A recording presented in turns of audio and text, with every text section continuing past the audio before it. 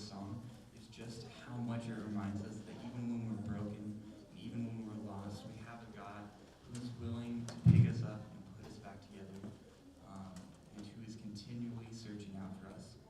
So I invite you guys to stand up and sing this with us.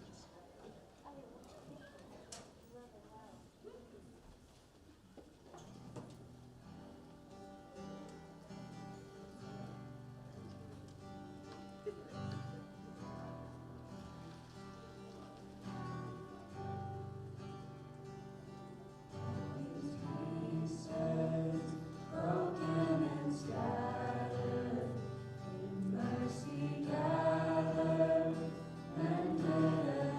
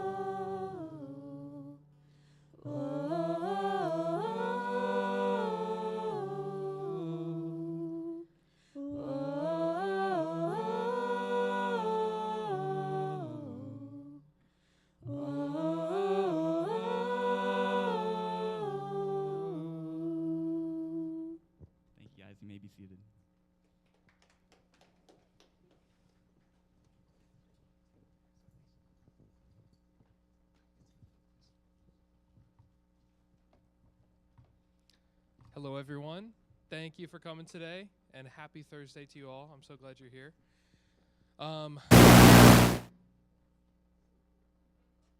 Good morning. I hope that wasn't me.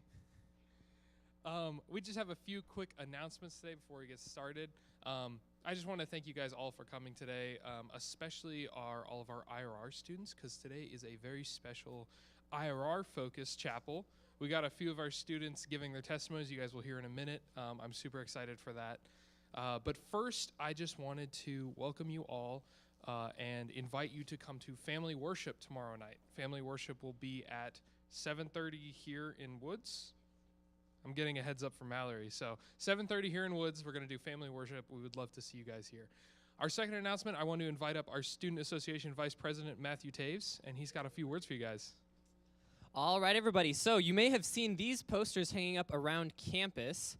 These posters are for our Student Senate Town Hall, which will be happening next week right here in Woods Auditorium. So it happens during our normal uGather time, and it is our required uGather for the month. So please come, invite your friends. It is the required uGather for the month. We can't wait to see you all there. And there's a QR code here on these posters that will allow you to submit questions ahead of time for our university administration. What this town hall is going to look like is we're going to come in and we're going to have a brief worship thought, and then we will have a panel of all of our university vice presidents sitting up here on the stage, as well as Dustin Stoddard from Campus Safety and maybe another couple of campus leaders, depending on what questions come in. And I or one of our senators will be asking them questions that we have received ahead of time using the QR code, and we'll also have a QR code on the screen for you to submit questions live as the event is going. So this is a great opportunity to ask about, why the heating was turned on late in the dorms this year, or why you don't like the cafeteria food, or any other thing that you're thinking about. This is a great opportunity to ask and get more information on what's going on across campus. So please scan the QR code, submit the questions. If you submit questions ahead of time, then all of our administrators can go to their respective teams and make sure to bring you all the information that they can on the particular question that you asked. So next Thursday, right here, same time as uGather, 10:30 to 11:20. So please be here. Scan the QR code, submit your questions, invite your friends, and it'll be a good time. Thank you so much, Matthew. One more thing. I'm going to hang this poster back up right on the back wall. So as you're leaving, if you have any questions, scan the QR code and submit them. Wonderful. Thank you so much, Matthew. Next, I am going to invite up the IRR program director, Andrew Saunders, who is going to give you guys an introduction to all of our speakers today. So welcome, Andrew.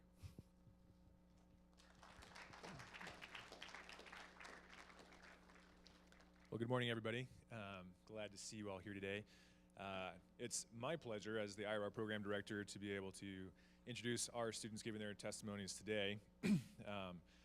I'm really proud of all the students in our IRR program, and it's kind of a family over there, and get a lot of trauma bonding together doing various things. So today we're starting out with Mackenzie Lonergan. She's one of our upperclassmen and heading to PA school in the future. We've got Caleb Tam, who's actually coming up with Masters in Public Health and going to be a grad assistant for us. And we've got Annie Kaboxon going to close us out with her testimony, and she just got engaged, so super excited for her. So really excited to hear the stories that they share today, and hopefully that's uplifting to you as they talk about their lives in service. So thank you. What's up, guys? Ooh. All right. Hi, my name is Mackenzie Lonergan. I am a senior here at Union Adventist University. I am a biomedical science major. I'm a non-traditional pre-PA student, minoring in IRR. So super exciting things. I currently teach advanced care for EMS providers here at Union. Shout out to my students. Hopefully, no, not here. Okay, cool. Got out early for this. I am also the rescue captain for Eagle Fire and Rescue. I've been an EMT for 7 years, the rescue captain for 7 years, and on the department for 9. the members of my department, they're like family to me. That's been a huge blessing. They're a really big part of my why. I am blessed to be on a department that is extremely faith-based, which is so incredibly rare. So major blessing. This has been crucial to our retention and practice as a whole. I did not seek out IRR. It kind of found me. My goal was to come to Union and finish my undergrad as fast as possible. I would come to school, do my classes, leave immediately after, and then go to work, do whatever. And then I was talking to my advisor, and she informed me that since I already had my EMT, that IRR would be the fastest way to go. So all I'd have to do was go to summer program, take 1 or 2 classes, and then I was done. Easy as that. I mean, anybody can survive in the wilderness, swim in a river, and hang from some ropes. I barely did it. It was great. Completed everything. Loved it. Kind of. So I am still on track for the same graduation date, but boy, did my plans change. Growing up, I went to a Catholic school, kindergarten through 12, where we would pray at the beginning of every single class. So coming to Union, that was super warm, super welcoming. I loved it. It wasn't anything new. I had forgotten how much I had actually missed it. So it was pretty neat. I've always been a practicing Catholic, but for a while I was extremely passive with it. I would go to church with my family on Sundays, and that was about it. Me and Jesus were not super close besties, but I knew he was there. We went to church. When I was in high school, I got really, really sick, and I didn't think God was listening to me because I kept getting sicker and sicker. I was praying and doing all of the things I was supposed to do, but couldn't quite grasp why God would make me suffer that much. When I finally got better, I was a little older, and I didn't have the allotted time for prayer at a public college my first time around. So my relationship with God stayed fairly stagnant. Coming to Union forced that prayer back into my life, and it happened just in time. Daily prayer started, then came the conversations. I love the conversations, so if you're in my biomedical ethics class, I'm so sorry. I love it. I'm genuinely just a curious person who loves to talk a lot. So I started asking about Adventism. I knew nothing about it. So the questions about Adventism brought up questions about Catholicism, and we would have all sorts of talks and debates in the IRR lounge. So sometimes they got heated. It was fine. We walked away as friends. Like I said, I went to a Catholic school. I had the information, but I hadn't really thought about it since high school. These conversations really forced me to reflect on what I believed and why I believed it. This really showed me how to share and defend my faith. So that was very interesting. So then in December, my first semester here, I had my first pediatric trauma code. It was the first major traumatic call we had since I had started on the department. We were 6 years in. That's a blessing. Like, that was a great run of just sick patients, but pretty healthy people that just needed a ride, and we just hang out with them. In the back of that ambulance, I prayed and I fell back on my training. I tell the students all the time, you will not rise to the occasion, you will fall back on your training, and it's never been truer. Eagle is we made it through and performed all of the tasks flawlessly, but sometimes it just doesn't work out, and in this case, it didn't work out. So, Eagle is a small village. It hit us really, really hard. We are very progressive and faith-based, like I said. So we participated in the CISM. We said our prayers together, and went through all of the activities to maintain mental health and move forward. It was the Sunday before finals, so terrible timing. It wasn't a good time. I was coasting. I was still in work mode.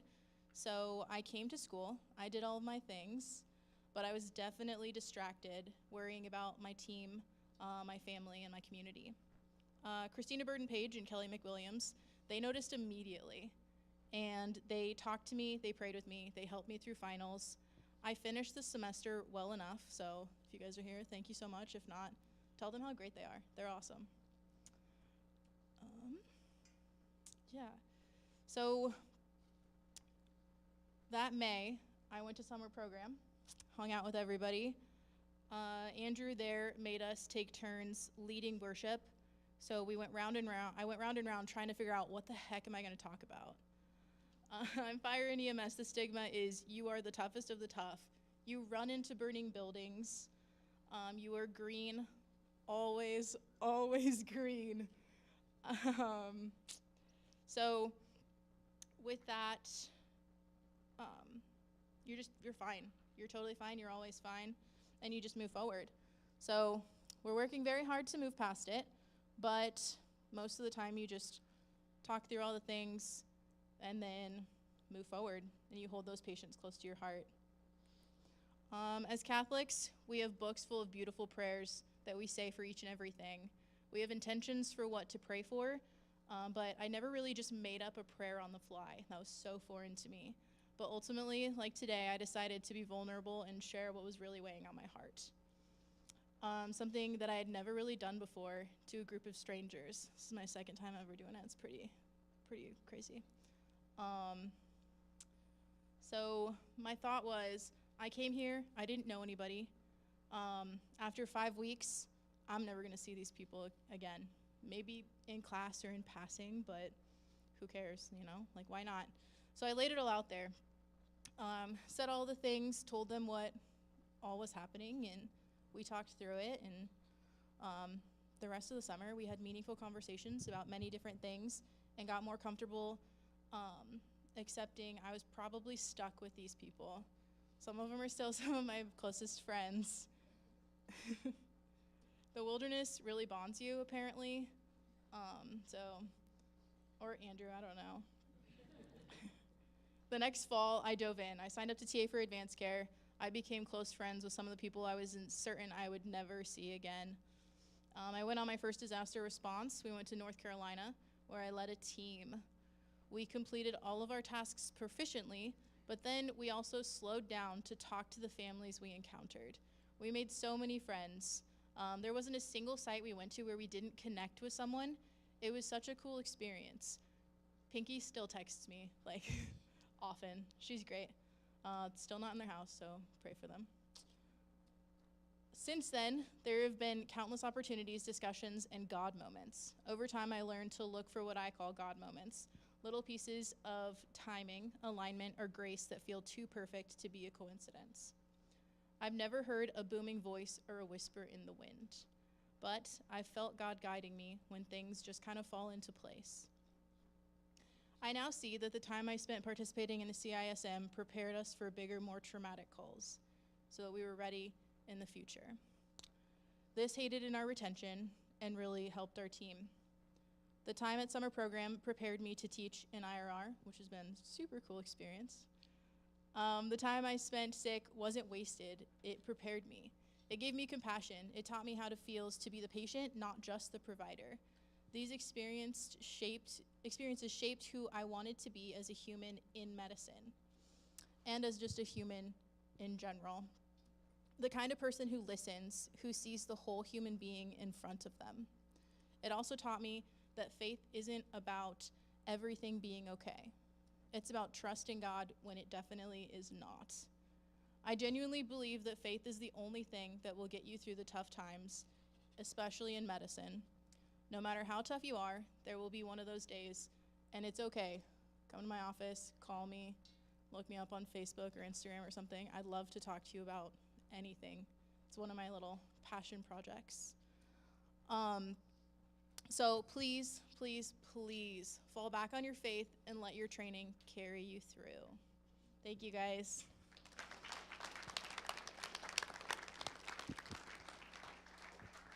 Well, good morning. I'm probably biased, but I think the coolest part of IRR is the Malawi trip.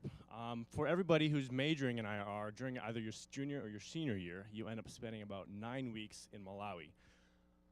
You do about a ton of different things in Malawi. When we first get there, we spend first weekend in Lilongwe, which is the capital, and you just immerse in a totally new culture. You're immersed in a totally different dynamic in a place where people don't have much, and yet they're so generous, and yet they're so invested in community, invested in the people around them. And I think it's really eye-opening to us from our Western culture to see the ways that other people live and to learn lessons from that. Going on from there, we spend our 9 weeks working at clinics, working on different development projects. We spend time on the shores of Lake Malawi. We go cliff jumping, we go snorkeling. We do a lot of fun things. We also backpack Mount Mulanje, which is, I want to say, the 4th highest mountain in Africa. Is that correct? Somewhere around there. We spend about 6 days up on Mount Mulanje, and it's just such a cool experience. We also go to wildlife safaris in Zambia. You can go to Victoria Falls if you want. But I think as exciting and as fun as all of this experience is, the biggest thing that we take away from this experience is not the opportunity to work on the ground. It is not to say, oh, I've been here, I've done that. It's the connection that we're able to make with the individual from a human-to-human level. It's easy to hear about Africa to think, oh, those people, they don't have very much, must be tough to be over there.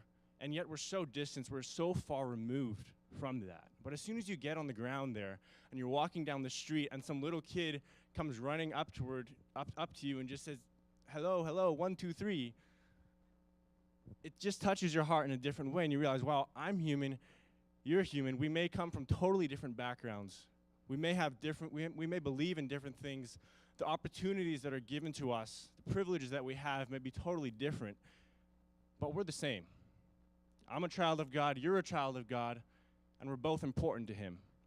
And I think that really sets into perspective a lot about the ways that we go about our lives.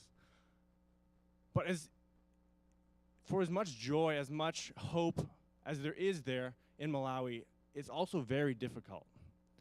Our lives here are so easy. Malawi is currently in a state of hyperinflation. I just looked statistics up this morning. It's apparently at an annual inflation rate of 33%. Put that in perspective, here our annual inflation rate is around 2.9 to 3%. And these people over there are also making about $2 a day. What that means in perspective, when we were over there, some of the local workers were at a point where working full-time was not enough to just buy food. Imagine living in that type of an environment where it's just a constant scramble just to find enough to eat. We may think that we're poor college students, but guess what? There's a post on uGroups, and next thing we're all running to somewhere where there's free food. They don't have that. They have nothing. And yet, they are so resilient, and we are full of complaining so often. What is our perspective? What is our outlook toward life? Where do we find our hope? Where do we find our anchor? What drives us? But there's people over there that have it even worse than just that.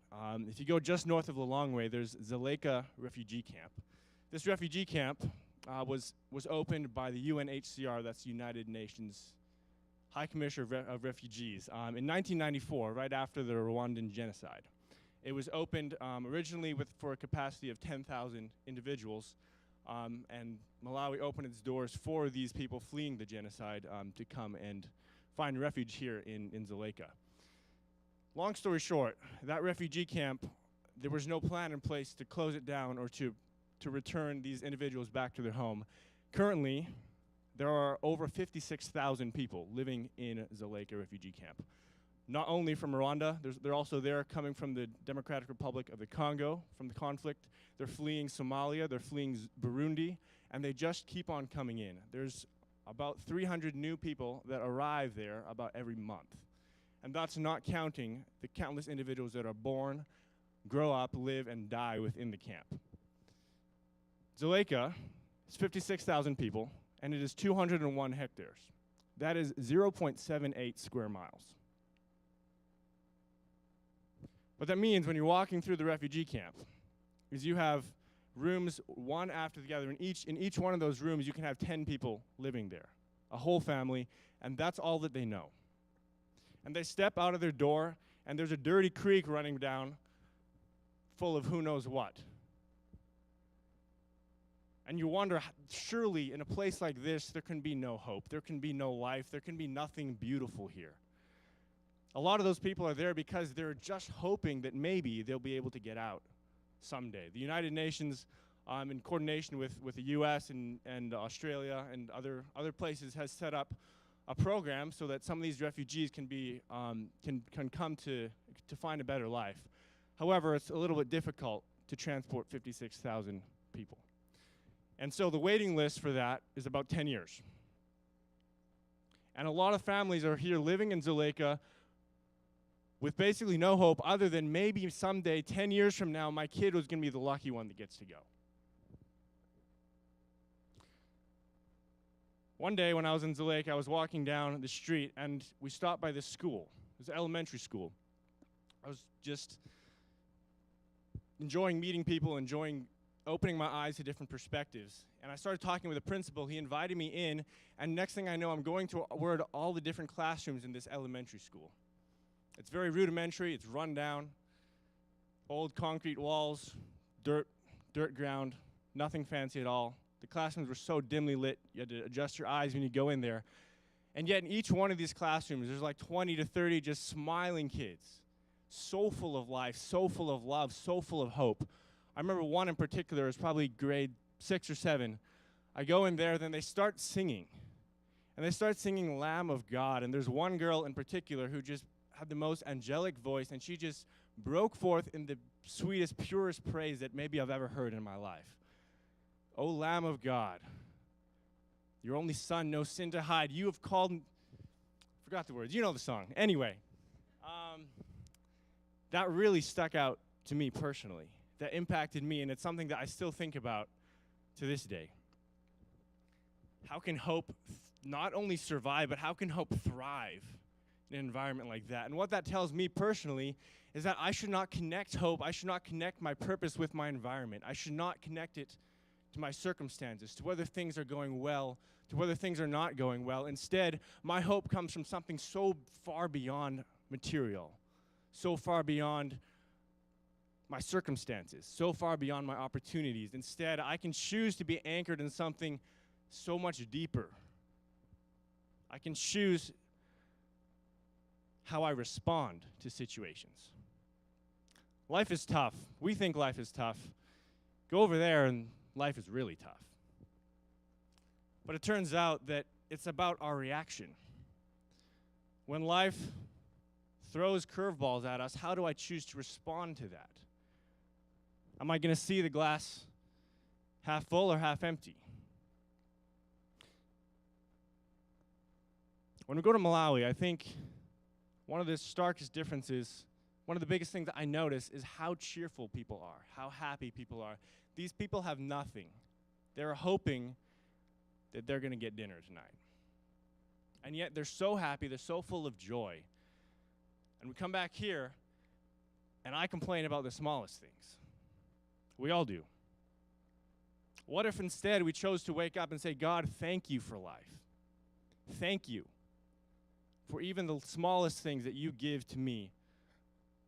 And choose to have an attitude that's so full of gratitude that nothing can tear us down, that even if we find ourselves in a place that's seemingly hopeless, trapped in a small concrete classroom, we can still sing with a heart full of praise to God, knowing that He is there, that He is faithful, and He will never let us go. I want to encourage each of you to take a moment today and think, where do I anchor myself?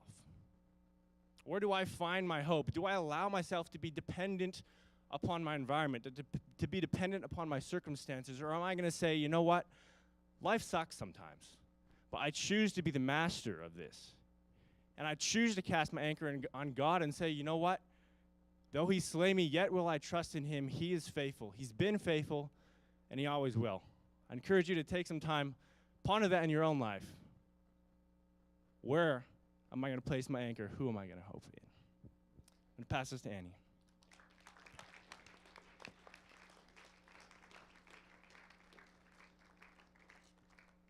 Hello, my name is Annie. My talk is not as long as my peers, but I wanted to share with you guys what I have learned throughout this program. So to start, I want to ask you a couple of questions just to keep in your heads. Where do you go to hear God, and where do you find peace? So in my senior year of high school, I went to Maplewood Academy. The assistant girls dean, Aaliyah Jewell, she had just graduated from the program called IRR. And I was an RA, so I got to spend a lot of time with her. And she had an infinite number of stories to tell about all the adventures that she had lived through during this program. And I began to think of what it would be like if I decided to pursue that life. I was never the outdoorsy person growing up. If you knew me when I was younger, it's kind of crazy that I ended up here. But I was always more comfortable working in the background, seeing what could be done there, which throughout the program that has changed. But I was hoping to see what I could learn from this program. I knew that joining IRR would poke and prod at me until I stepped out of my comfort zone. Thank you, Andrew. But I was really curious about it, and I was hoping to grow into the person that I knew Aaliyah was. So I wasn't fully convinced that it was for me, so I went in with the plan of switching after my first year, after doing summer program, and switching my major. So when I started, like most college freshmen are, I was looking for my purpose. I was looking for my calling. And I was hoping that I would hear a voice saying, this is where you're meant to be. A booming voice, loud and clear, easy to read. I waited and I waited all year to hear it. And all I heard was what seemed to me like TV static, just nothing in my brain, fuzzy, you know. So as most of you know, the culmination of the first year of IRR is, of course, summer program, if you're doing the program as it is planned, is to spend 5 weeks in Colorado doing an intensive program. To me, it was the most mentally challenging thing that I have ever done, I think even more so than doing melange. But its purpose is to put you into uncomfortable situations where you can have the chance to grow. And did I find growth? One of the skills that we're taught there is swiftwater rescue, which is what I was most anxious for. I see Liam grinning because he saw a lot of that. I took it upon myself to learn how to swim because I didn't know how to swim until February before I went for summer program. So that was fun. And as luck would have it, that year the water was record high. So that was a lot of fun. But never had I ever learned what it truly meant to rely on God every day until that summer. Every day was a testament to how God showed up in my life, and every day I learned to look to him for help. Not only did I grow in my spiritual life, but I also learned what it meant to focus on service. The IRR slogan is a career of adventure, a lifetime of service. Since that summer, I have had many opportunities to go into communities and hospitals with the sole intention of serving the people inside. I hope to become the kind of person who listens to the stories of people on their worst days and on their best. And I want to learn from those who see things differently, do things differently than I do, so that I might better serve them. Never have I felt more fulfilled than when I am in those places. So I want to take you back to the last night of summer program. We had a special program that was centered around prayer. And I was sitting on a rock looking out at a glorious sunset on the mountains. It's a beautiful mountain. And I was still asking God my question, is this where I should be? Is this where you want me? I didn't get my answer in the booming voice that I had hoped for. Instead, I felt that TV static turned off. My mind went quiet, and I felt a deep sense of peace placed around my heart. I felt a sense of calm so powerful that I knew that I had my answer. I asked you at the beginning, where do you hear God? And for me, it's in that peace. It's in that peace that I felt on every disaster response since, and the peace that I felt while in Malawi last semester. Over the last 3 years, I have grown a lot in all aspects of my life.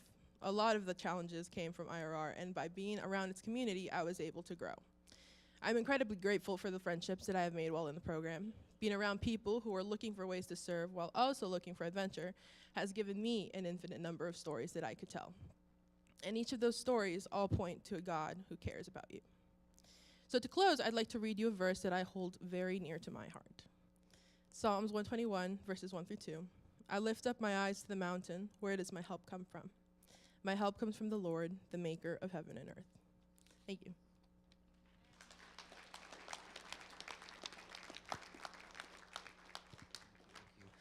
Thank you guys. I appreciate it. I know IRR is like, I always thought it was for like the crazy outdoorsy kids, and it really is, because you guys do a lot of crazy things that I'm like, that's insane. And like you, sir, you have so much aura. Like each time I see, like the first time I saw him, it was in the you know when all the teachers walk down the aisle in the church. What is it called? The complication? The convocation. And then I see this guy walking down, like his hair is swishing back, and I was like, he has so much aura. So anyways, thank you so much for the testimonies, guys. You guys also one day will be as powerful as this guy. I'm just kidding. Okay, so we have some discussion questions that they came up with, okay? And so what I want you guys to do is to look back or tap the person in front of you in groups of like 4 or 5, and just you know, if you don't know that person, smile and be like, hey, let's be in a group. And the first question is, where in your life do you feel called to serve? And if you need time to think about it, go ahead, think about it. Where in your life do you feel called to serve? Second question is, what does true happiness look like to you? And the third question is, what is one way you can show the love of Jesus to someone today? And the challenge for that is to actually do it, all right? So you guys can turn around. I'll give you guys 10 minutes. We will have a closing prayer, so I invite you guys to stay after you guys are done to pray together, and then you guys are dismissed. So 10 minutes to just talk to whoever and answer the questions and learn their name.